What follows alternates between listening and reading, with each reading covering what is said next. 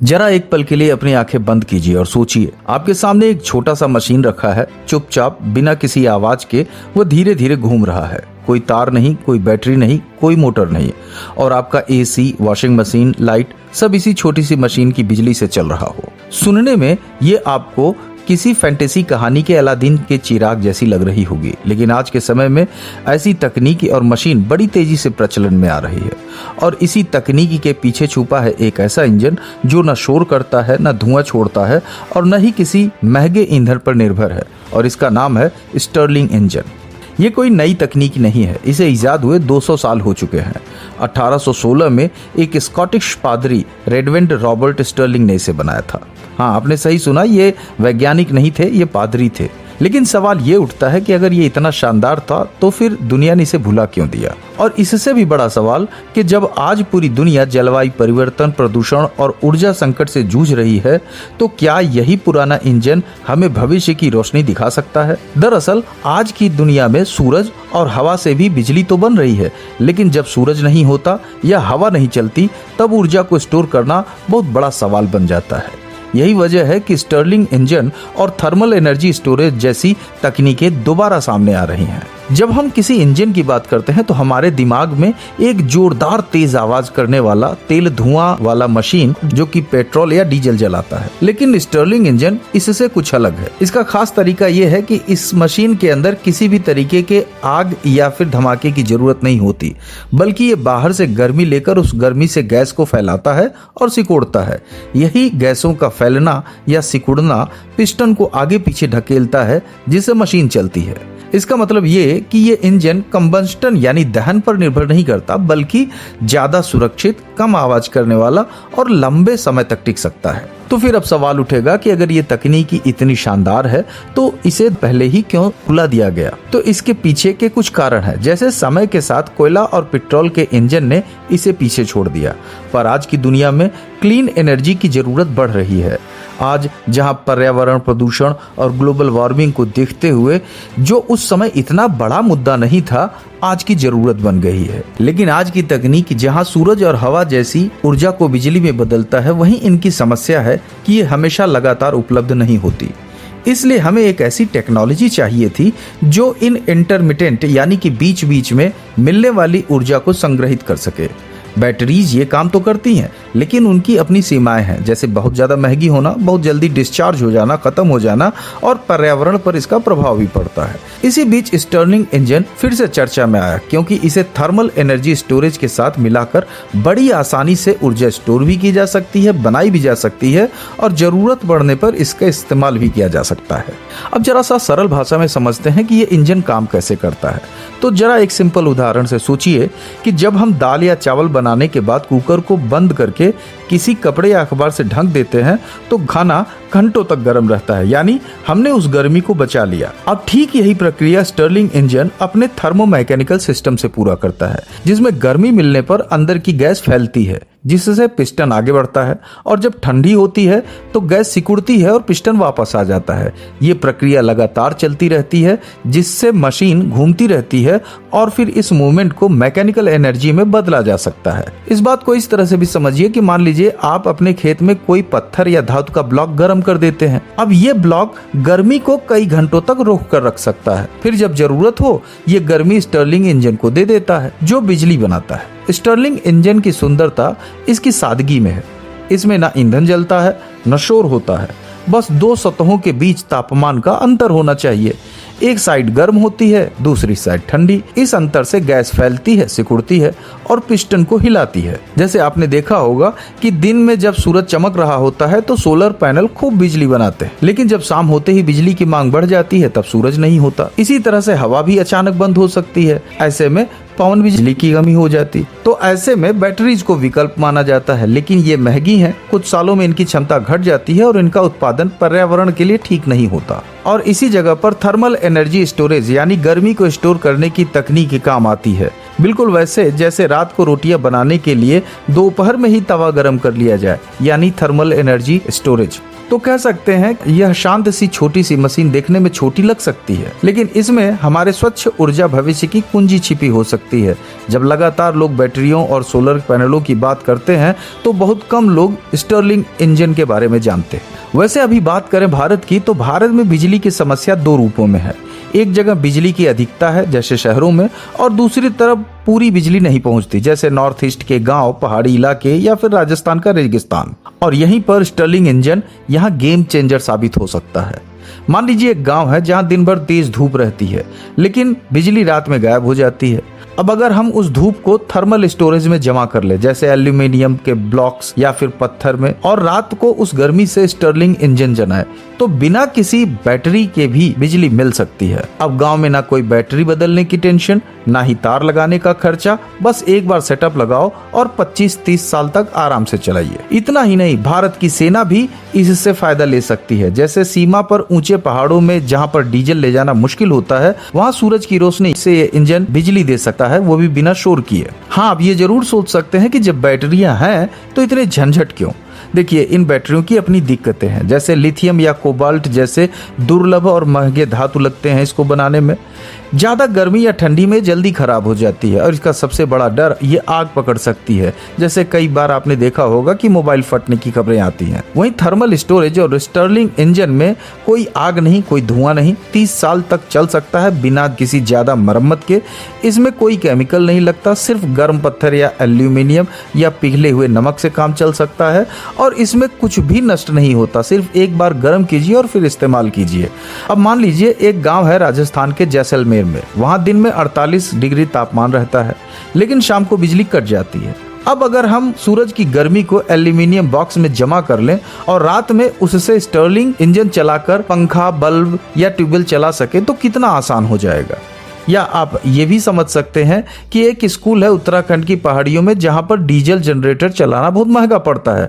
वहां Stirling engine और thermal storage वाला सिस्टम लगा दिया जाए तो दिन में धूप से गर्मी जमा करो और शाम को उसी गर्मी से बिजली बनाओ। और अब तो ऐसा है कि विज्ञान ने ऐसे मटेरियल खोज लिए हैं जो बहुत ज्यादा गर्मी जमा कर सकते हैं, जैसे एल्यूमिनियम, पत्थर या मोल्टेन साल्ट यानी पिघला हुआ नमक। अब इनको इतना गर्म कर दिया जाता है कि ये 600 डिग्री सेंटीग्रेड तक गर्म हो जाते हैं। इतना गर्म कि अगर आप इनके पास भी जाएं तो आपको गर्मी महसूस होने लगे। ये गर्मी उस वक्त जमा की जाती है जब धूप होती है या सस्ती बिजली मिल रही होती है। फिर जब सूरज ढल जाता है या बादल छा जाएं या बिजली ना हो, तब उस गर्मी को धीरे धीरे निकाला जाता है और स्टर्लिंग इंजन चलाया जाता है। जैसे मोरक्को का नूर सोलर कॉम्प्लेक्स दुनिया के सबसे बड़े सोलर थर्मल प्लांट में से एक है।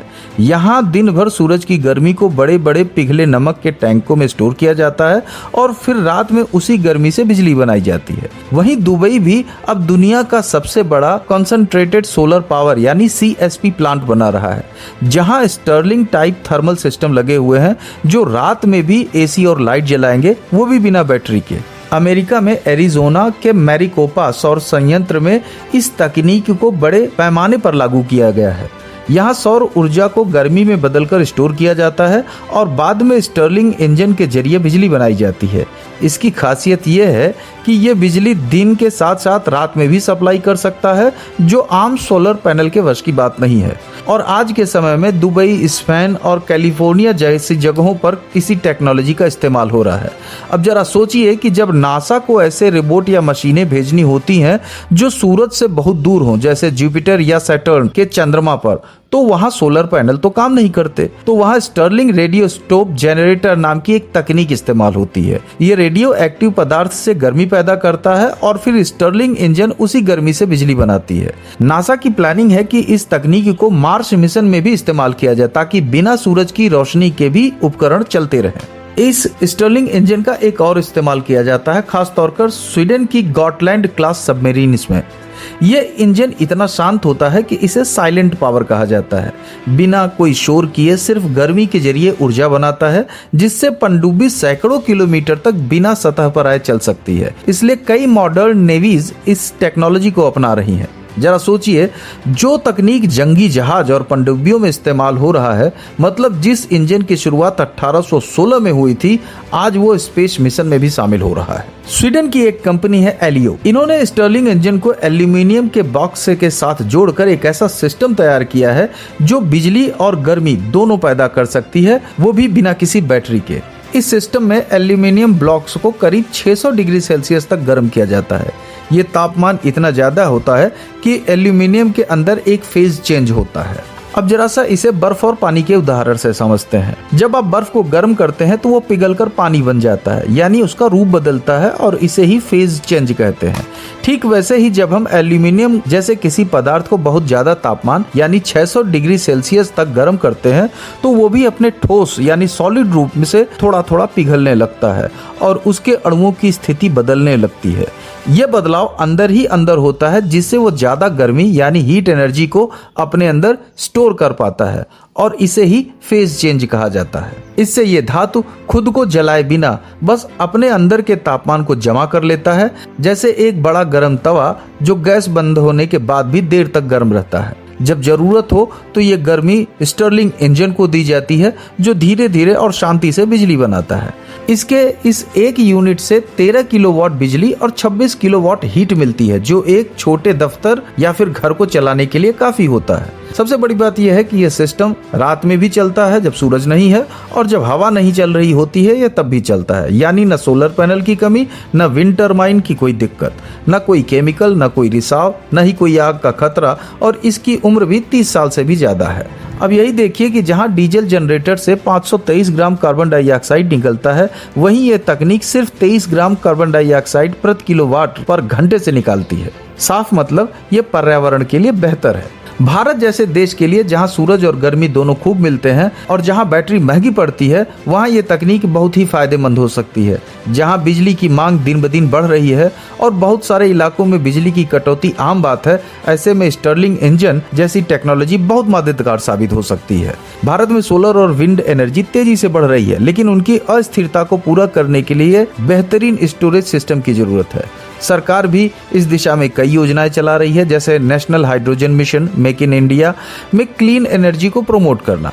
ऐसे में स्टर्लिंग इंजन और थर्मल एनर्जी स्टोरेज मिलकर भारतीय ऊर्जा को संकट से दूर कर सकते हैं। भारत पूरी तरीके से क्लीन एनर्जी पर निर्भर होना चाहता है, लेकिन उसके लिए जरूरत है कि ऊर्जा उत्पादन के साथ साथ उसका भंडारण भी हो। स्टर्लिंग इंजन और थर्मल एनर्जी स्टोरेज एक सस्ता, टिकाऊ और पर्यावरण के लिए सुरक्षित विकल्प हो सकता है।